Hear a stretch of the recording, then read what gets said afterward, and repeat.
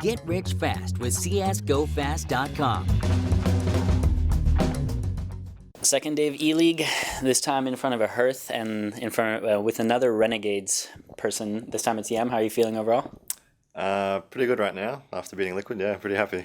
And just talking about feelings again, what's the overall mood in the camp before the final two games? One of which I think you really need if you don't want to play the top seed, which we assume is Luminosity. Yeah, so obviously, I mean, we're all pretty happy now, but yeah, we wanted to C9.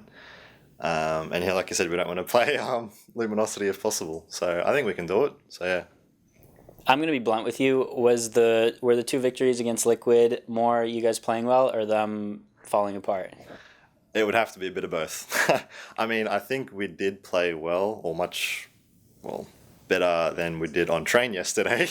I think yesterday on Cobble we kind of did play well as well with Luminosity, but today we did start off a bit slow again on Mirage, which sucked, and we'll have to talk about that again. But we did pull back. They did choke, and yeah, train. Yeah, we were just able to close it out. People say choke, but this is my opinion. I think 11-4 CT side isn't anything that special from them, and I also think in the NA region, counting you guys, people who play, I think I use the word ganking each other on CT side is pretty easy. So would that be a little bit correct? I think so. I think we have also played them in officials before on Mirage, and we have beaten them, I'm pretty sure. And that was with a stronger CT side as well. But I think it's just their whole mentality has just been ruined over these past few weeks. Like, it's just always in the back of their head. We're up X amount, but it just doesn't matter. Like, we're still going to lose. Right, yeah. And do you think that when the community sort of has this meme idea about a team, which I'm sure Chad can identify with, do you think that actually affects gameplay? I think for them it definitely does. Like, after the game, they just looked like, not happy at all. They just weren't in it. And yeah, they've obviously got some things to talk about. They've got Luminosity, or probably Luminosity to play tomorrow. It might not be, but if it is, that's going to be another struggle for them. So yeah. I saw that at one point JKS was, like, Chad was just trying to fist bump him and he looked really in the zone. Could you say that accurately about you guys during those games, that maybe you were, just very focused? Because I saw a lot of focus. The commentators talked about it. Was the mood pretty, good in that sense? It was. But a thing about fist bumps with our team, we had a thing in the past where a round ended, but there was still a few seconds before the round actually goes over to the next round, and someone, I think Azza it was, wanted to fist bump me, and I went to fist bump him, and I took my hand off my mouse, and then I died. So I'm like, okay, blanket rule, no fist bumps until freeze time. So it could have been that, but yeah, I know, just JKS, you know what he's like. Yeah, very true. Yeah. Speaking of another person on the team and learning what he's like, PK. Mm-hmm. When I talked to him yesterday, he said. And I saw also he said in another interview, with the Asian minor, he was kind of finding his groove. He was also finding his groove, I think, yesterday. How was his input in the play style today? It was good. It was very beneficial. Honestly, majority of our T side on train, he was calling a lot. Like, if we're winning consecutively, it's him just chaining everything constantly. Like, Sponge doesn't add that much. Like, he does give a suggestion here and there, but PK kind of sort of becomes the caller if everything is going really well, because I guess he sees everything happening clearer. And I guess that's the thing, like, he likes to stand behind us as opposed to sitting on a PC. He's got a computer for him to use, playing game, watching game, but he prefers just being outside. It's just more comfortable for him, I suppose.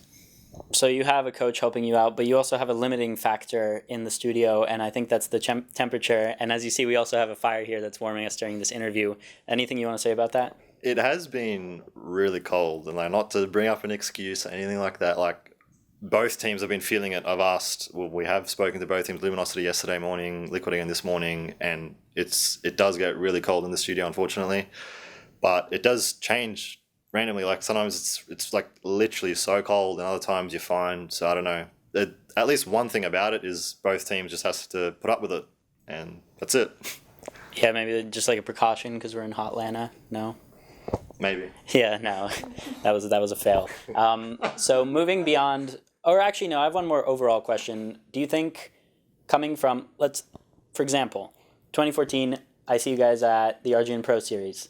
That was a kind of special tournament in its own right. But now we're at this kind of stage. Do you think there's no going back? Everybody is going to have to deliver this kind of quality, the production, the corporate structure as well, like getting interviews or how to reach out to people, press conferences? I mean, if that does happen, it's awesome. It's been such an amazing experience here. Like everything outside of playing, like just everything about this competition has been honestly just better than anything in the past. If it does start to become a thing and more of a reality and more orgs start running it this way, it's just a good thing, really. Like hopefully it does. But yeah. Okay, so I was recently thinking about CS:GO, and to me, it feels like there hasn't been any substantial gameplay update. Would you agree with that? And are you satisfied with how the game is? Is there anything you would like to see changed? There's a lot of things I'd like to. So you're one of those. More towards 1.6, please, but no. I don't know. I've got a feeling an update's coming soon because I know how Valve say that they want every weapon to become viable, and they added in an abysmal revolver, and it was like the most OP thing in the world, and now it's the most useless thing in the world. So I'm assuming sometime after this Cologne Major, there's going to be another update. But who knows? Like they randomly change spray patterns. Like honestly, who knows? Like I assume there will be something soon, but how big it will be, I don't know. Is there anything that is like Yam specific that you say that you maybe told your teammates once that you would like and they didn't think of it that way? Or is there anything that bothers you, like really ticks you off, something small? I'm not a fan of AWPing in this game. But I think a lot of AWPers are like that. They just get really frustrated, like just hitting someone through a missed little object on a wall, and then you just don't kill them, and then that ends up, changing how the round plays out, and that can have an effect on the next few rounds. It can just be really, like, I know that honestly does affect me. Like, it really annoys me sometimes. But yeah, that would be one thing that I'd like. Like, if I shoot someone with an AWP, I'd like for them to die, unless I do leg them. But I don't know, just little things, edges on walls and nooks, crannies, that just really, yeah. You say that, but you did have a good one today on Mirage. Wasn't it a van? Oh yeah, through the wall. That was through the wall. Like that's like a wall bang. That's okay. I shot him in the head. So there. Okay, that one was proper. So talking about where you come from, how do you think the Oceanic region, Australia, is developing without you guys? Like, I remember that at the last CGPL was like pretty exciting. There were a few like exciting games to watch. Do you think it's developing pretty well? I think there needs to be more funding in Australia. I think at the minute there isn't enough funding, so teams just constantly changing rosters and just one step forward, two steps back kind of thing. Like rosters are being made, they start doing well, and then before you know it, they're just changing players again. I think if they had the funding like similar to what we do, then people would stick together, and then we would see how it would progress. I think it could definitely progress, but yeah, I think just funding is definitely a limiting factor. Another thing about your team is like when people interview you guys, you're like a gateway into Asia because you get asked the how are the other teams question in Asia because you play at the Asian minors. Yeah. I also asked PK, what are your thoughts about the teams? I mean, he said that they actually just they're not as strong as they seem because they don't have the spotlight experience. Is that an accurate assessment? I think it's pretty accurate. I think Tyler were definitely really good, but I think teams like Mongols and stuff, like they just kind of catch you out with their aim and you're just not ready for it. Like they just surprise you, which shouldn't be a thing because we know it's coming, but it still happens. But I think, yeah, it was a massive shame that Tyler can't play in E-League. It would be awesome to see them here. I think it would be awesome to see them at more events, period. But yeah.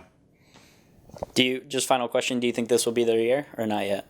Their year? Yeah, like CSGO, hashtag CSGO to Asia. Probably not. Probably not until there are less events in America, maybe. Like, it's just such a struggle for them to get visas to go places. Like, we saw Mongols, they couldn't, which one was it they couldn't come to? I think the major qual? Yeah, in Columbus. The major qual, and now Tyler can't come here. I think maybe just more events in Asia is the answer. Hashtag CSGO, more events to Asia. Yeah, so that's the new one. Anyways, thanks for your time. They're still playing Cloud9, so you're not out of the woods yet, but obviously everyone plays in semifinals, so it's not that stressful. In any case, we'll have more interviews from the second day of E-League, so keep watching HLTV.